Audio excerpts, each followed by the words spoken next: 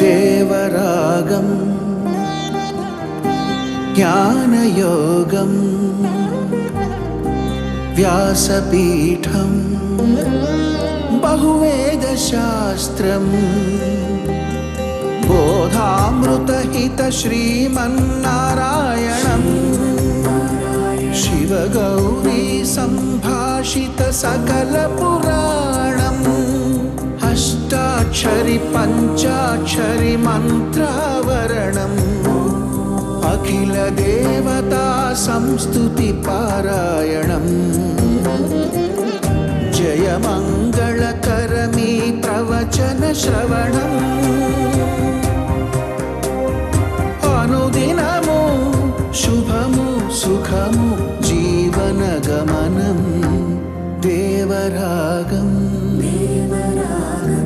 జ్ఞానయోగం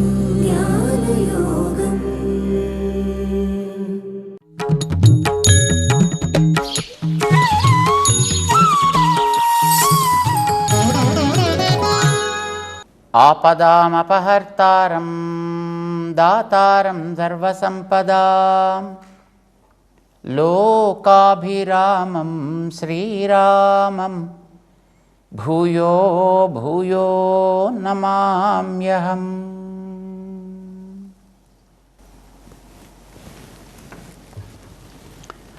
జై శ్రీమన్నారాయణ. ప్రియ భగవద్బంధువులారా, భగవద్గీత 9వ అధ్యాయం భగవంతుని యొక్క ఉపాసన విధానాన్ని చక్కగా చెప్తుంది.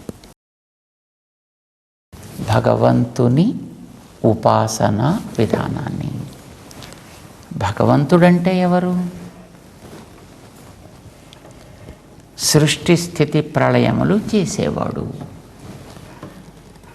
వాళ్ళు ఎంతమంది ఉంటారు అలా చేసేవాళ్ళు? ఒక్కడే. అనేక మంది ఉండకూడదు, ఉండరు కూడా. ఇది మన బుద్ధికి తోచేది చాలదు. వేదం చెప్పాలి. కంటికి కనిపించే వాటినైతే మనం ఊహించవచ్చు, లేకపోతే చూసి చెప్పుకోవచ్చు. కానీ ఈ జగత్తుకి కారణతత్వం మనం చూసి నిర్ణయం చేయలేం కదా. మనం ఉండేటటువంటి స్థానానికి కారణం ఏమిటో కూడా మనకు తెలియదు కదా.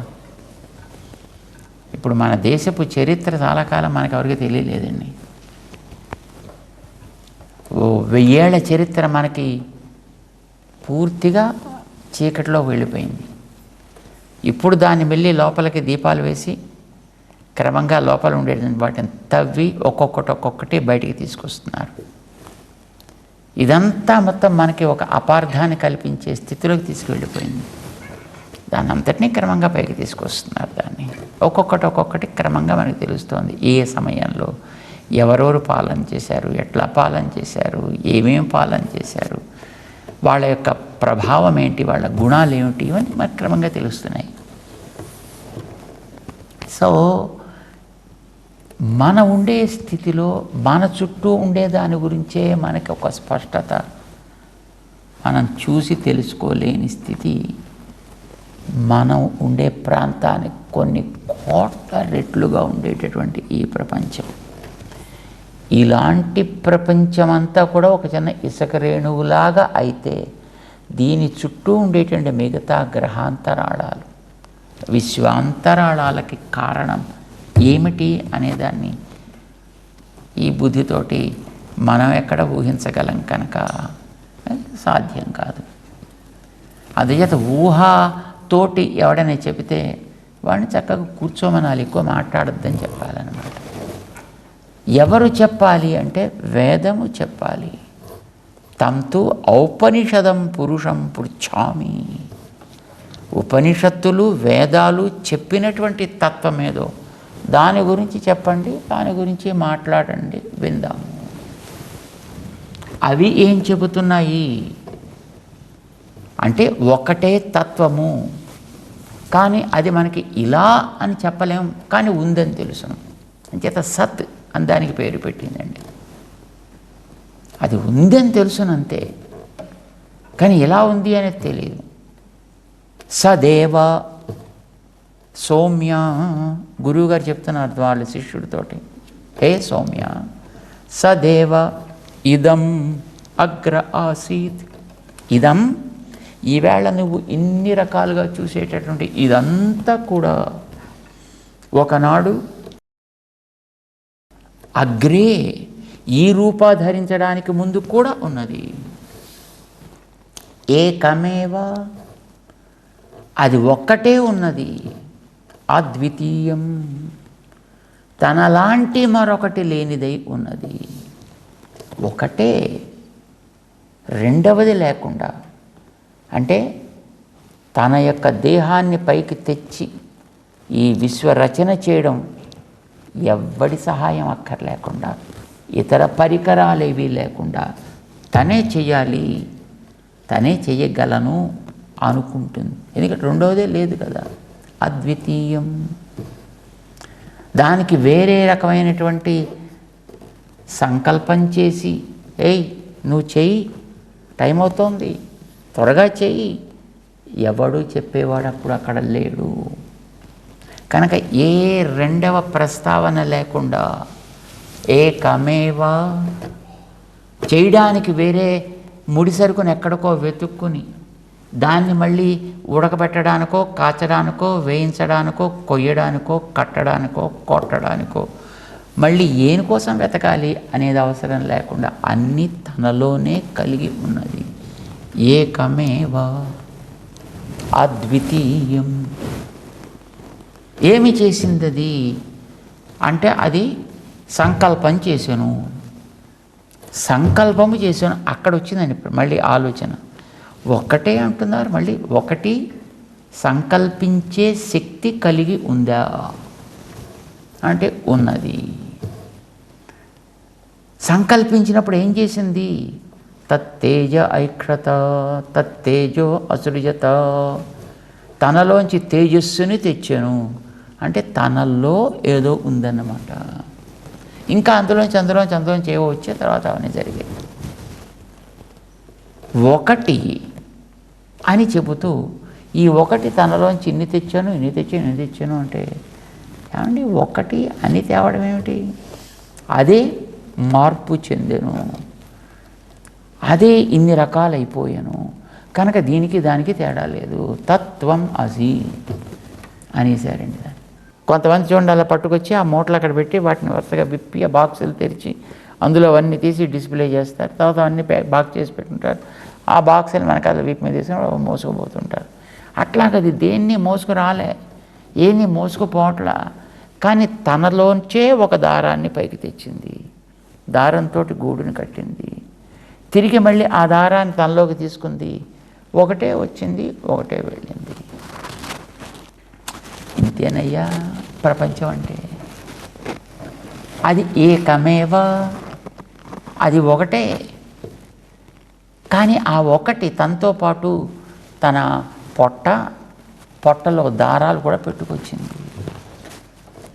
దారాలు ఉన్నట్టు మనకు తెలియదు, దాన్ని తెచ్చాకనూ తెలియదు, తేవక ముందు తెలియదు, మింగాక కూడా తెలియదు. ఎందుకంటే అది అంతే ఉంటుంది, అలానే పోయింది, అలానే వచ్చింది. ఇలానే ఈ విశ్వాన్నంతటిని తయారు చేసినటువంటి పరమాత్మ వాడు ఒక్కడు, ఏకం ఏవా.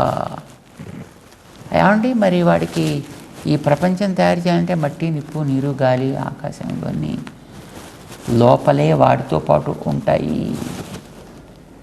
అంచేత వాడికి ఏకత్వం అనేది ఉన్నది. అందుకే వాడిని ఏకం అంటున్నారు. దీన్ని పత్రము అని అంటాము. ఎందుకంటాము అంటే ఇందులో పత్రత్వం ఉంది కనుక దీన్ని పత్రం అంటాం. పుస్తకం అని అనం, ఎందుకంటే దీంట్లో పుస్తకత్వం లేదు, పత్రత్వమే ఉంది కనుక దీన్ని పత్రము అంటాం. పుస్తకంలో పుస్తకత్వమే ఉంది కనుక దాన్ని పుస్తకం అంటాం. కలెక్టివ్గా ఉండేటప్పుడు ఒకటి విడదీస్తే పత్రత్వము ఉంది కనుక పత్రము అని అంటాం. తత్వం ఆ పేరు పెట్టడానికి మనకు వస్తుంది కనుక ఏకత్వం ఉన్నది దాంట్లోనూ. ఏకత్వం ఉంది కనుక అది ఏకం. దాంతో పాటు రా మెటీరియల్ కూడా తెచ్చుకొచ్చింది. రా మెటీరియల్కు ఉపాదానము అని పేరు. ఉపాదానాన్ని తనతో తెచ్చుకొచ్చింది. ఆ తెచ్చుకొచ్చాక దానికి ఎవడు చెప్పలా, ఆ సాలెపురుగుకి. దానికే అనిపించి ఉంటుంది. గూడు తీస్తే టక్కుమని గూడు తీసిందంతే, గూడు మింగితే టక్కుమని గూడు మింగిందంతే. అంటే దానికి తెలివి ఉంది, జ్ఞానం ఉంది, శక్తి ఉంది, బలం ఉంది. దానికి దీన్ని ఇలా కట్టవలే అనేటటువంటి ఒక ఆలోచన ప్రాసెస్ ఉంది. ఇవన్నీ ఉన్నాయి కనుకనే అది చేయగలిగింది. అంటే ఆ ఏకము అని అనుకునేది తెలివి కలిగినది. దేనికి తెలివి ఉంటే దాన్ని నిమిత్తము అంటామండి మనం. మన శాస్త్ర భాషలో నిమిత్తము అని అంటాం. ఇంత ప్రపంచం తయారు కావడానికి ఎన్ని కారణాలు ఉన్నాయి? ఇది వేదానికి ప్రశ్న వచ్చిందండి. ఆ వేదానికి సమాధానం చెప్పుకుంది పాపంతానే. ఏకమేవా, ఒక్కటే, అద్వితీయం, రెండవది లేదు. రెండవది లేదు అంటే వీడికి మళ్ళీ నువ్వు చేయి, ఇలా చేయి, ఇంత చేయి, ఎన్ని ఇడ్లీలు చేయి, ఇలా చెప్పేది ఎవడు లేడు. అద్వితీయుడు వాడు. కనుక నిమిత్తము వేరే లేదు, వాడే నిమిత్తము. ఏకమేవా, సాలెపురుగు ఒక్కటే వచ్చి తనే సంకల్పించి తనే గూడు కట్టి తనే మళ్ళీ లోపలికి తీసుకుంది. కట్టిన గూడు వేరు, కట్టుకున్న సాలెపురుగు వేరు. తన దేహభాగంతో కట్టుకుంది, తిరిగి దాని దేహభాగంగా చేర్చుకుంది. తనే మార్పు చెందలేదు. అలానే ఒక్క తత్వం, నారాయణ తత్వం తనే సంకల్పించను. తదైక్షత బహుశ్యాం అని అదే సంకల్పము చేసింది. అంటే జ్ఞానం కలిగిన నిమిత్తము తానే అయింది. తన దేహంలోంచే పైకి తెచ్చింది, తన దేహంతో చేర్చుకుంది. కనుక ఉపాదానం భిన్నముగా ఉందా? తనకంటే లేదు, అభిన్నము. ఏమిటి అభిన్నము? ఉపాదానము అభిన్నము. సాలెపురుగు కంటే గూడు వేరే లేదు బయట ఎక్కడ. అంచేత గూడికి సాలెపురుగు అభిన్న ఉపాదాన కారణం, అభిన్న నిమిత్త కారణం కూడా అయింది. అంచేత అభిన్న నిమిత్త ఉపాదాన కారణం అని దానికి ఒక పెద్ద టెక్నికల్ పదం పెట్టుకుందాం. ఎందుకంటే టెక్నికల్ పదం వాడితేనే వాడు పండితుడు. అంచేత మనకు ఆ టెక్నికల్ పదాలు కూడా తెలియాలి. సాలెగూడు విషయంలో సాలెపురుగుని ఏమంటాం మనం? అభిన్న అంటే వేరు కాకుండా తానే అయినా అనర్థం. అభిన్నమైన నిమిత్త ఉపాదాన కారణం. అభిన్న నిమిత్తోపాదాన కారణము గూడుకి సాలెపురుగు. కానీ ఇడ్లీ విషయంలో అలా కాదు. ఉపాదానం వాడు వేరే తేకపోతే ఇడ్లీ తయారు కాదు. అది ఉన్నప్పటికీ కూడా అది సంకల్పం చేసుకోదు, ఇడ్లీ తయారు కావాలి నేను అని. గిన్నె సంకల్పం చేసుకోదు, పొయ్యి సంకల్పం చేసుకోదు, పిండి సంకల్పం చేసుకోదు. వీడు సంకల్పం చేస్తే అప్పుడు వాడు దాన్ని తయారు చేసుకోగలుగుతాడు. కనుక ఇది నిమిత్తము వేరు. ఆ ఇడ్లీ మూల సరుకు కంటే మూల సరుకు వేరు, వాడు వేరు. కానీ సాలెగూడు దగ్గరికి వచ్చేటప్పటికి అభిన్న నిమిత్తము తానే, ఉపాదానము తానే. అభిన్న నిమిత్త ఉపాదాన కారణం సాలెగూడికి సాలెపురుగు. అర్థమైంది ఎంతవరకు? ఇదే క్రమంలో ఇంత ప్రపంచానికి కూడా ఒక్కడే నారాయణుడు. ఏకోహవై నారాయణ ఆసీత్ న బ్రహ్మ నేశాన నమేద్యావా పృథివీ నాంతరిక్షం. ఏకోహవై నారాయణ ఆసీత్. నారాయణుడు ఒక్కడే ఉండెను. ఎలా ఉండెను? సాలెపురుగులాగా. ఏమి చేశాను? అదే సంకల్పించినట్టు వీడు సంకల్పం చేశాను. బహుభవన సంకల్పం చేశాను. తర్వాత ఏమి చేశాను? తనతోటే ఉండేటటువంటి ద్రవ్యమును తీసి గూడు రచించను, విశ్వరచన చేశాను. అయితే విశ్వరచన చేయడంలో తేడా ఏమిటి? సాలెపురుగు చేసి దాంట్లోంచి ఇటు అటు బయటికి రాగలదు. కానీ ఈ విశ్వరచన చేసినటువంటి ఈయన విషయంలో ఆ సాలెపురుగు కూడా ఉదాహరణగా పెద్ద పనికి రాదయ్యా. మరి ఏమి చేశాను? ఏది తనలోంచి బయటికి తెచ్చానో తెచ్చిన ప్రతి అణువణువులో తాను నిండి ఉండెను. అప్పుడు అవి నిలబడగలిగినవి. అప్పటిదాకా వాడికి నిలకడ అనేది కుదరలేదు. ఇప్పుడు ఆయన లోపల ఉన్నాడు కనుక అది దేవతగా, ఇది మనిషిగా, ఇది తిర్యకగా, ఇది స్థావరంగా నిలబడినవి. అంటే ఏమైంది? మొట్టమొదట వీటన్నిటినీ తనలో పెట్టుకుని వాడుంటే ఈవేళ వాడు చేసిన సంకల్ప విశేషం చేత వీటన్నిటిని కూడా క్రమంగా పైకి తెచ్చి తను మెల్లిగా లోపలికి వెళ్ళి వీటి లోపలికి వీటికి ఒక ఆకారం కల్పించి వీటి ద్వారా పని చేయించుతున్నాడు. ఇది వేరే, ఇది వేరే. కానీ జ్ఞానంతో ఆలోచన చేసినప్పుడు ఇది ఆధీనంలో ఉంటుందా, ఇది ఆధీనంలో ఉంటుందా? జ్ఞానం మన ఆధీనంలో ఉంటుందా, మన జ్ఞానం ఆధీనంలో ఉంటామా? సాధారణంగా జ్ఞానం అయితే మన ఆధీనంలో ఉంటుంది. కానీ విశ్వాంతరాళాలకు సంబంధించినటువంటి జ్ఞానం ఉన్నదే, దీన్ని అది మనకి ఇవ్వాలి, అది మనని కవర్ చేసి ఉండాలి. ఇది సర్వజ్ఞుడండి. ఆయన ఏం చేస్తాడు? దాన్ని తనలోంచి పైకి తెచ్చాను, తాను మెల్లిగా లోపల ఉండి దీన్ని నిలబెట్టాను. ఇప్పుడు ప్రపంచం కనిపిస్తోంది. ఇదం అంటాం మనం ఇప్పుడు దీన్ని.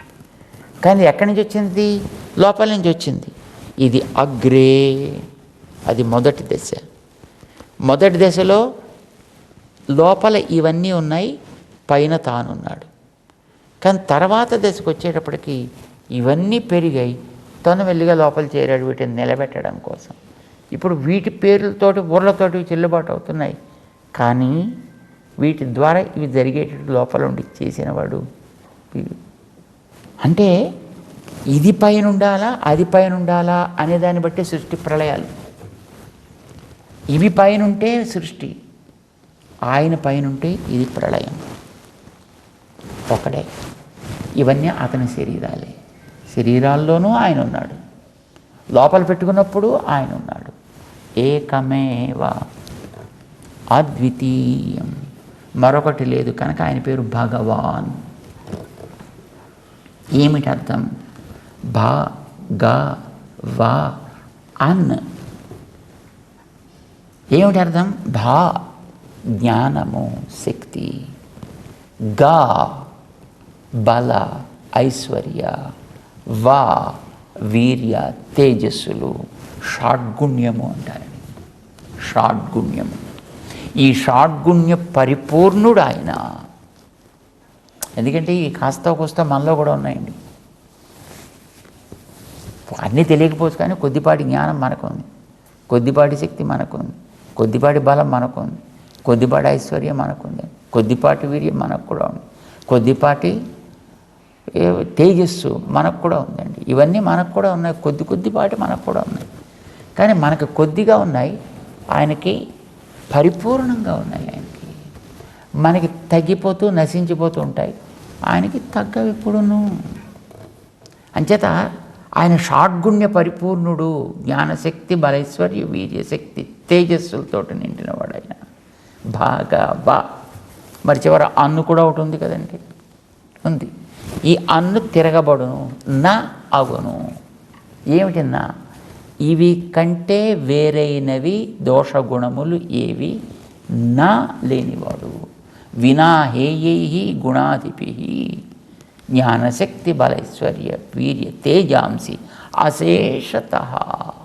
ఇవి ఆయనలో ఎంత ఉంటాయో తెలీదు, కానీ వీటికి కాకుండా విరుద్ధంగా ఉండేవాటి దోషగుణములు లేని. దుర్గుణ దూరుడు, సుగుణ ఆకరుడు. ఆకరుడు అంటే గని, సుగుణములకి గని. సుగుణ ఆకరుడు, దుర్గుణ దూరుడు. ఇది అర్థం భగవాన్ అని అంటే. ఇది జీవుల్లో ఎవ్వరికీ ఉండదు కనుక దేవతలకు ఉండదు, మనుషులకు ఉండదు, తిర్యకులకు ఉండదు, స్థావరాలకు ఉండదు. వీటికి వేటికి ఆ రకమైనటువంటి ప్రవృత్తి ఉండదు. ఇందులో దేనికి అది ఉండదు, ఒక్కడికి మాత్రమే ఉండును. ఎవడు ఏకము అని అనుకున్నామో వాడికుండును. కనుక వాడి పేరు భగవాన్. ఎక్కడుంటాడు? వాసుదేవ. ఆయన వసు ఉంటాడు అంతటా, అన్నిటిలో. మళ్ళీ వాడికి పైకి తెచ్చాక లోపల చేయడు కదా, మళ్ళీ ఆయన పెడితేనే అప్పుడు అది ఇలా లేపడి నిలబడింది. అది ఒక దేవతగా, అది ఒక మనుష్యుడిగా, అది ఒక తిరియకగా, అది ఒక స్థావరంగా ఆయన ఉంటే నిలబడింది. ఆయన తీసుకుంటే మళ్ళీ దాని రూపం కాస్త పోతుంది. అది బ్రహ్మ కావచ్చు, రుద్రుడు కావచ్చు, మరొకడు కావచ్చు, ఎవడైనా సరే. వీళ్ళు ఆయా పేర్లతోటి, ఆయా రూపాలతోటి, ఆయా పనులతోటి ప్రవర్తిస్తున్నారు. కనుక వీళ్ళలో పృథక్. బ్రహ్మ కంటే రుద్రుడు పృథక్, రుద్రుడి కంటే స్కందుడు పృథక్, ఆయన కంటే కుబేరుడు పృథక్, ఆయన కంటే వాయువు పృథక్, వరుణుడు పృథక్, ఇంకొకడు అశ్విని దేవతలు పృథక్, సూర్యులు పృథక్, మరొకళ్ళు పృథక్. పృథక్ పృథక్ వేరు వేరు అనగలుగుతున్నాడు. పృథక్త్వము వాటిలో ఉన్నది, పృథక్త్వము ఉన్నది. పృథక్త్వంతో పాటు ఒక ఆకారం కూడా ఉంది. అలాంటివి ఎన్నో ఉన్నాయి. కనుక ఇది బహుధా, ఇది మొత్తం అంతటా ఉంది. కనుక ఇది విశ్వతోముఖం. విశ్వతోముఖమై బహుధాత్వం కలిగి పృథక్త్వము కలిగినవన్నీ కూడా ఏకముతో చేరి ఉన్నవి. అంచేత ఏకత్వేన ఉపాసతే.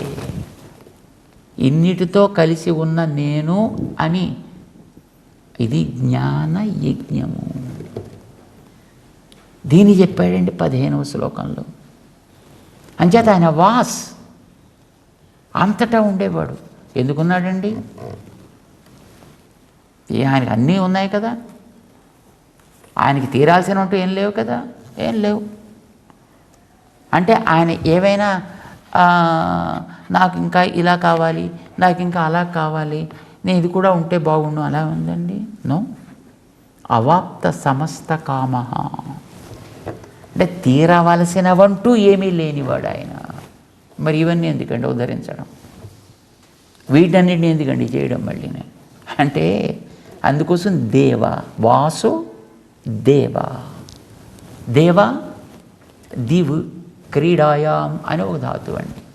అంటే ఇదంతా కూడా కేవలము క్రీడగా చేయువాడు. అంటే ఏదో ఏం చేస్తాం, తప్పదు కదా అని ఏడ్చుకుంటూ చేయడమో, బాధపడుతూ చేయడమో, బాధ్యతగా చేయడమో కాదు. ఇదంతా క్రీడగా చేయును, లీలగా చేయును. ఆయన లీల కోసం మమ్మల్ని నేర్పిస్తుందండి అని మళ్ళీ పెద్ద దెబ్బలాట. అంటే ఆయన లీల కోసం ఏడిపించడం కాదయ్యా, చేసే పనిని లీలగా చేస్తాడని చెప్తున్నాను తప్ప ఆయన లీల కోసం చేస్తాడంటలేదు. లీలగా చేయడం అంటే హాయిగా చక్కగా ఆడుకునేవాడు. తను శ్రమ పడుతున్నానని ఆడుకోవాడు, సరదాగా ఆడుకుంటాడు. ఇప్పుడు ఆటలు కాదు మేము చెప్పేది. ఇప్పుడు ఆటలు పైసల కోసం ఆడుతున్నారు. పోటీలు పెట్టుకుని నువ్వు గెలుస్తావా, నేను గెలుస్తావా, నేను గెలిస్తే నాకు పైసలు, నువ్వు గెలిస్తే నీకు పైసలు, లేదా మెమెంటోస్ కోసం, లేదా సర్టిఫికెట్స్ కోసం. నో. సరదాగా చిన్న పిల్లవాడు ఉయ్యాల్లో పడుకుని ఆ గిలకలో ఏవో అంటుంటారు. ఇదివరకు రోజుల్లో చిన్నప్పుడు ఉయ్యాల్లో కట్టి పెట్టేవాళ్ళు. టింగ్ టింగ్ టింగ్ టింగ్ టింగ్ టింగ్, దాంతో వాడు ఆడుతూ ఉంటాడు. వాడు అలా ఆ ఆట ఎట్లా వాడికి శ్రమజనకం కాకుండా వాడికి ఆనందం కోసం ఉంటుందో, ఇంత లోకవత్తు లీలా కైవల్యం వేదవ్యాస భగవానుడు చెప్పాడు. ఇంత మొత్తం ఈ జగత్తుని చేయడం కూడా కేవలము లీలాగా, కేవలం ఆట ఆడుకున్నంత సులభంగా అలా చేస్తాడని చెప్పడం దేవ. ఆయన వాసు దేవ, ఇలా చేస్తాడు ఆయన. ఈ వాసుదేవుడై ఆనందాన్ని ఆయన అందరికీ అందించాలని తన దేహంగా ఉండేదాన్ని తెచ్చి దాంతో చేస్తున్నాడు. దానికి ఆనందం ఇవ్వాలి అనే ఉద్దేశంతో వాసుదేవ. ఆయనే కృష్ణుడు, అపరిమిత ఆనందం కలవాడు. కనుక విశ్వతోముఖత్వం ఉంది అక్కడ, బహుధాత్వం ఉంది అక్కడ, పృథక్త్వం ఉంది ఆయన దేహానికి. ఆయన ఏకము, దేహముతో కలిసిన ఒకడు, విశిష్టము, అద్వైతము. తనలాంటి వాడు మరొకడు లేడు, మరొకడు లేనే లేడు. తన దేహాన్నే తీస్తాడు. అందులో చెందిన వాళ్ళే మిగతా వాళ్ళంతా. కనుక దేహము నువ్వు ఒకటే అని ఎప్పుడు అనకూడదు తెలివైన వాడైతే. అంగము ఆ దేహం కలిగిన వాడు ఒకటని అనకూడదు ఎప్పుడు. ఒకటే అనొచ్చు కూడా. నేను అని అంటే ఎందరూ దాంట్లో చేరతారు.